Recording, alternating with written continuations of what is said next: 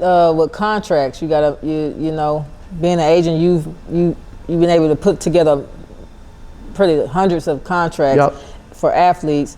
Talk to us about how that comes about, and like, you know, I know some contracts have like reductions and things like that. So talk to us a little bit about how the process of getting a contract and all that type of stuff. So one of the things I try to tell young college athletes is that when you're choosing an agent, you're not paying for the agent who they currently represent. Because too many times a lot of athletes say, oh, I'm gonna sign with this person because they got 20 athletes or they got this and they got that. That has nothing to do with you personally. I remember when I was trying to sign Brittany and she had interviews and it was with her coach, and I think it was 3 guys, and I asked for the last spot. I said, I want to be 3rd. And so before that, I did my homework and I researched and I looked at the results of the Olympics and I looked at what other long jumpers were earning. I called shoe companies before I met with her and I asked them, you know, about where we're at. And so when I went in and they asked me the question, which all athletes want to ask, how much am I worth? How much do you think I can get? And I said, honestly, this is what you can get. And I know it was a lot less than what all these other agents were saying, because all these other agents are going to tell you this big number of what you want to hear as opposed to the truth. So the way I do my business is I try to be honest with the athletes, because I think that's the way people need to be. That's the best way you run a business, is to be honest. If this is where you're at, this is where we're at. Now, in the question you asked about how to structure a contract, knowing that you were that good and that you couldn't get a big base in the beginning, what I did was make sure that she got paid for every little thing she achieved.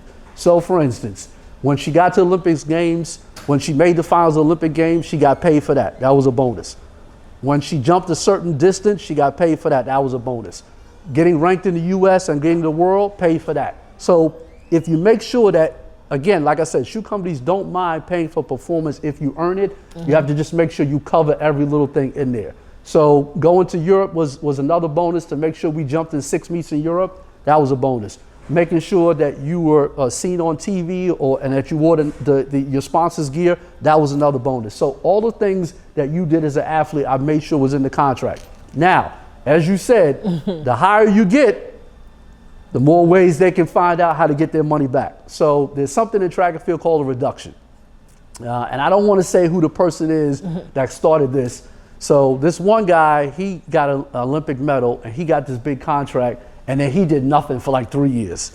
And they had to pay him all 4 years. So now shoe company said, man, we got to build in some way to protect ourselves. So it's called a reduction. But the higher your base salary, the higher your reduction can be.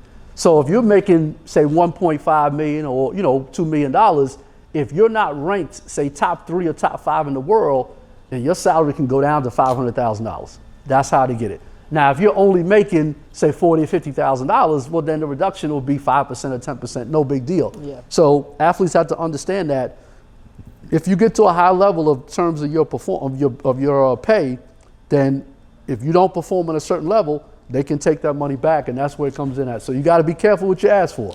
So, I know some athletes, they get upset when they're like, well, I bought this house and I did all these things and I got this car. But then when you don't perform and you get reduced, now you get mad at the shoe company. You can't get mad at the shoe company. You get mad at yourself because you didn't perform right. So you got to keep that in mind. Track athletes got to understand that this thing is based on your performance, not your good looks, not who you are, but what you do on the track. So that's one thing they got to realize. So I can honestly say that Brittany was one of the highest paid, if probably is to this day, the highest paid long jumper ever, because again, she got the 9 medals. That's it. Every time she got paid, her sponsor would call me and say, how much you get us for today? I was like, yeah. And every time she got a medal, they had to add that value to her base salary. So you do the math, ladies and gentlemen. 9 times medals, whatever you want to say, that's where we were at. So again, she realized that. She learned that early. We talked about that before I signed her. I said, hey, you're not going to get any money, big money up front. But everywhere you do, every time you get a medal, you can add to it and earn to it, and that's exactly what she did. So that was her motivation. So again, that's why she got so many medals, because she knew that's how I need to make my money. Not out here with the followers and this and that and so forth,